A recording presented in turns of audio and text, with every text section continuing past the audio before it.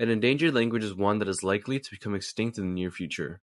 Despite the colonization Guam endured for nearly 400 years to erase and override our culture, our language is not dying.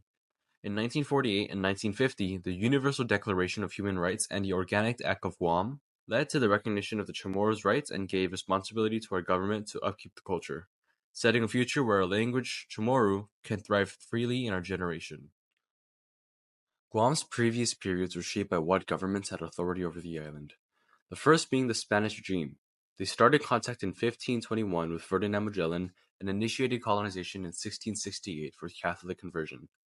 These events led to the push of Spanish traditions, causing the replacement of their culture. After their 200-year-long reign, Spanish made up 55% of the Chamorro vocabulary. Following the Spanish-American War of 1898, Guam came under U.S. control after being ceded. The government had power over Guam, and they ruled the island with a naval military government where the officers would abuse their powers to enforce their practices and languages onto the islanders. Implementing their English language into daily life, they taught English in education systems and officially banned Chamorro, our native language, in 1917 through Executive Order No. 243. Those who resisted would be punished unjustly, and since the Chamorro were regarded as non-citizens, with no representation or government, they were unsuccessful due to their pleas falling on deaf ears. The 40-plus years of U.S. rule would come to a stop during World War II on December 10, 1941, marking the start of the Japanese control over Guam. They renamed the island to Omiyajima, or Great Shrine Island, placing the island under martial law where the Chamorro would be oppressed and abused. They weren't allowed to acknowledge their culture and were forced to celebrate Japanese achievements and victories. The authority over education and culture disconnected the children from their heritage, encouraging parents to not teach the younger generations Chamorro for better future opportunities where other languages would be expressed more. This further eroded the cultural identity of the Chamorro, which was already impacted by the past erasures. During the near 400-year-long colonization held over Guam, the Chamorros of this time did not have human rights to defend themselves, leading to years of resistance and fighting for recognition as U.S. citizens and a proper civil government. Our petitions stem back to 1901 and formed the Guam Congress in 1917. With the purpose of resisting our oppression with a larger platform, our efforts led to two determined politicians, B.J. Bordallo and F.B. Leon Guerrero, to discuss the unjust treatment they faced under U.S. naval government, but they were denied any recognition due to the U.S. Navy.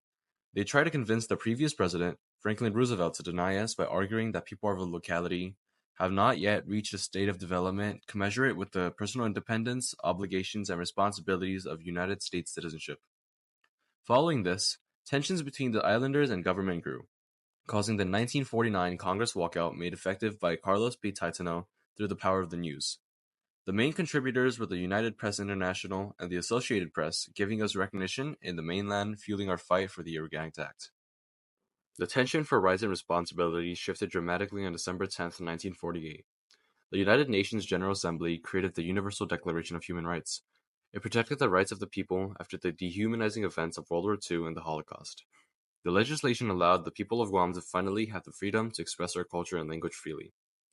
They were recognized as individuals with rights, and the universal government had a responsibility to protect them. Following these events, the people of Guam held a meeting with the floor of the Assembly where they would discuss their issues with the military government on March 5, 1949. The Guam Congress representatives agreed to send a bill to the U.S. Congress, which demanded an Organic Act and a civil government to the island. This request was approved by then-President Harry S. Truman on August 1, 1950, recognizing us as U.S. citizens and establishing a civil government not powered by the military. The islanders were recognized as an unincorporated territory of the United States. While the Universal Declaration of Human Rights and the Organic Act were pivotal moments in Guam's history, they affected the islanders differently. The UDHR outlined the human rights of the general people to allow freedom of speech and belief without fear. These articles followed an era of decolonization with the protection of their rights where they were under foreign oppression. The Chamorro people finally had a platform to fight more freely for their culture, traditions weren't as oppressed, and activists joined together to raise awareness of the language. They could finally speak their native tongue without foreign influences being forced upon them. The Organic Act provided the people of Guam citizenship and a self-government. With citizenship, they were given freedoms and protections under the Bill of Rights. Amendment 1 and Amendment 8 were most important for the fight for their language, since they guaranteed freedom of speech and protected them from cruel punishment. This allowed them to spread the word with less oppression of outside authority. For civil government, we were given autonomy over our island after years of military rule. This entitled the people of Guam to support their privileges, creating systems that benefited them and aided cultural revival with civil matters. Although the Organics Act granted many rights that the Chamorro people did not possess before, the civil government and our citizenship held issues that we advocated for. The administration of Guam was tightly connected and controlled by the United States as our governors were appointed by U.S. authority. Another issue of this time was the growing concern of their given citizenship. It wasn't equal to those in the United States since they were exempt from key constitutional protections. They were denied the right to vote for future presidents and lacked representation in America's political system. These liberties were guaranteed to their citizens, yet our people were the exception. In awareness of these struggles, activists of our island petitioned to achieve equal rights for citizens in the U.S. to this day. With the civil government achieved by our people, we created new systems which promote our language. The Commissione Fino, translated as the Chamorro Language Commission, aids in the school.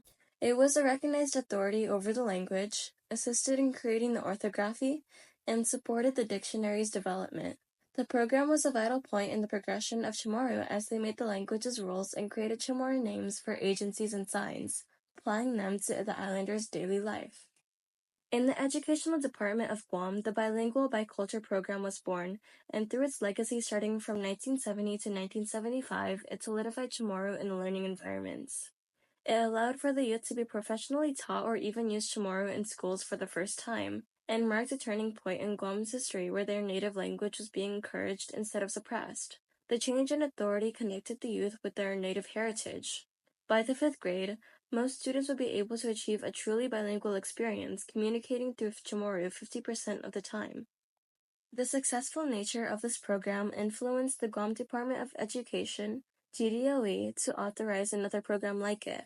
The Chamorro Language and Culture Program, CLCP, would end up as the predecessor of the Bilingual Biculture Program in 1977, allocating 20 to 30 minutes daily for Chamorro culture and language classes.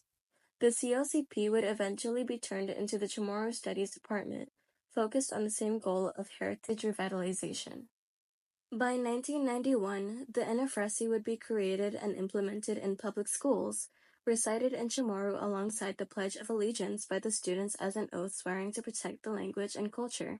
It encouraged younger generations to prioritize their heritage. Education of the language would be spread outside of schools, not limiting the teachings of the youth. Books such as Let's Chat in Chamorro and Chamorro English Dictionary were made with foreign translations. Broadcast shows such as Quam Radio would have 15-minute Chamorro lessons. Language comic strips would be included in PDN newspapers. Awareness would be seen in Malfunction, a television show that influences younger audiences. The language would also be spread on the World Wide Web and accessible to the general public. There were online dictionaries, lessons, histories, and PSAs relating to Guam. Alongside the teachings of the youth, holidays were created in honor of Guam's culture, such as Mes CHamoru. It starts on the first Monday of every March and offers a month of festivities relating to their heritage. This holiday hopes to bring their culture to the masses through culture music, dancing, exhibitions, historical walking tours, and even a reenactment of Magellan's Landing. Despite being U.S. citizens, the people of Guam didn't have the right to vote in presidential elections. Activists in these nations will fight with the legislation for voting rights. I do feel robbed not being able to vote. Philip Gilbert, a resident of Guam, shared his sentiments, stating that it felt unfair and unjust to be treated as a non-citizen after serving his country. To be a citizen means to be a member of the political community, not in the U.S. It has been nearly 80 years since the Universal Declaration of Human Rights and the Organics Act was signed. The recognition of the Chamorro's rights and the responsibility of our government upheld the culture and future for Chamorro. Thanks to the ever-growing effort towards saving our island's language, there are still nearly 40,000 speakers of our English worldwide, with our people making sure our language continues flourishing.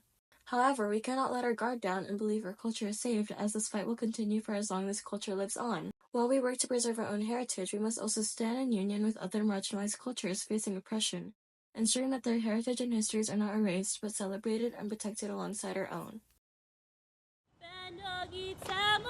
Para putehi, San